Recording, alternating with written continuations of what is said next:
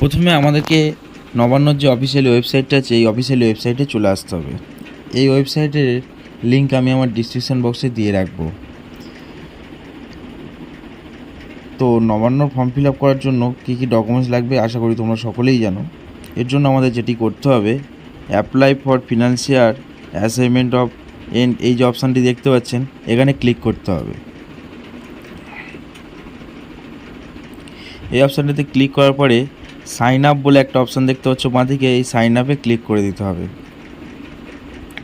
Sign আপে click করার পরে এখানে যে মোবাইল নম্বর আছে মোবাইল নম্বর বসিয়ে সেন্ড ওটিপিতে ক্লিক করে দেবো। তারপরে আমাদের মোবাইলে একটি 6 সংখ্যা ওটিপি চলে আসবে, সেই ওটিপিটি এখানে বসিয়ে সাবমিট বাটনে ক্লিক করে দেবো। তারপরে নিউ পাসওয়ার্ড এবং রিটাইপ নিউ পাসওয়ার্ড এই দু জায়গায় একই একটা পাসওয়ার্ড বসিয়ে ক্রিয়েট করে নিতে হবে। তারপর সিকিউরিটি কোডটাকে আমরা এখানে দেখে বসিয়ে দিয়ে যে সাইন আপ বলে অপশান আছে ওখানে ক্লিক করে দেবো। তারপরে যে রেজিস্টার মোবাইল নম্বর আর পাসওয়ার্ডটি দিয়ে লগ ইন করে নেওয়ার পরে আমাদের সামনে এরকম একটা পেজ চলে আসবে। আমরা এই বক্সে চিক দিয়ে আমরা অ্যাপ্লাই নাও ক্লিক করে দেবো। এই অ্যাপ্লাই নাও ক্লিক করে দেওয়ার পরে অ্যাসাইনমেন্ট ইয়ার অটোমেটিক চলে আসবে, কিছু করতে হবে না। তারপর এখানে স্টুডেন্টের নাম বসিয়ে দেবো, তারপরে স্টুডেন্টের ফাদার নেম অথবা মাদার নেম বসিয়ে দেবো এবং রিলেশান উইথ স্টুডেন্ট সেটা ফাদার না মাদার যেটা আমরা লিখেছি সেটা হবে সেটা বসিয়ে দেবো। তারপর স্টুডেন্টের জেন্ডারটা সিলেক্ট করে নেবো, এখানে আমরা স্টুডেন্টের এজ বসিয়ে দেবো। তারপর এখানে মাধ্যমিকের যে হচ্ছে কি এক্সামিনেশান হয়েছিল সেটা ওখানে বসিয়ে দেবো। তারপর ওখানে পাসিং ইয়ার বসিয়ে দেবো।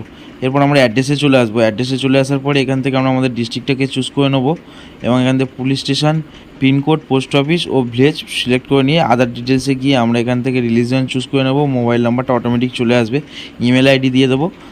তারপরে আমাদের মান্থলি ইনকামটা বসিয়ে দেবো এবং ইউজিং অথরাইটিং বলে একটি অপশান দেখতে পাচ্ছ, মানে যে ইনকাম সার্টিফিকেটটা তোমরা কোথা থেকে পেয়েছো সেটা চুজ করে নেবে এবং তারপরে এখান থেকে যে ভিডিও মানে এমএলএ বা এমপি ছিল সেখানে চুজ করলে তাদের নামগুলো এখানে দেখাবে, সেই নামটা এখান থেকে তোমরা চুজ করে নেবে যাদের কাছ থেকে আর কি সার্টিফিকেটটা নিয়েছিলে।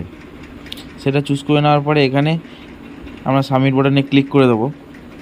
সাবমিট বাটনে ক্লিক করে দেওয়ার পরে আমাদের সামনে একটি নতুন উইন্ডো চলে আসবে। এখানে এই অপশানটিতে চলে আসলে আপনাকে জিজ্ঞেস করবে আপনি কি কন্যাশ্রী পান, যদি পান তাহলে ইয়েস, না পেলে নো। তারপরে আপনি কি এসটি ওবিসির কোনো স্কলারশিপ অ্যাপ্লিকেশন করেছে, ইয়েস হলে ইয়েস, নো হলে নো, এবং অন্য কোনো যদি স্কলারশিপ করে থাকেন সেটা ইয়েস কিংবা নো করে দেবেন। তারপর একটু নিচে স্ক্রল ডাউন করার পরে আপনার এখান থেকে যে এটি আছে কোর্স টাইপটি আছে সেটি সিলেক্ট করে নেবেন। তারপরে এখান থেকে আপনি আপনার বোর্ডটি সিলেক্ট করে নেবেন কিংবা ইউনিভার্সিটিটি সিলেক্ট করে নেবেন।